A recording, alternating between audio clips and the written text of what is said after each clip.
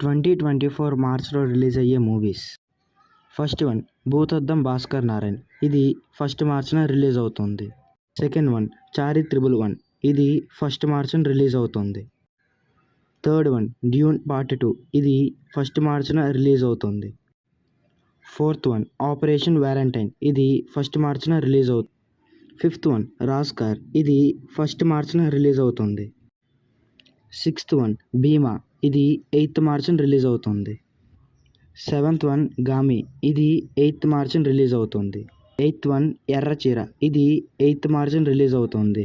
Ninth one ఉత్సవం, ఇది 8th మార్చ్న రిలీజ్ అవుతుంది.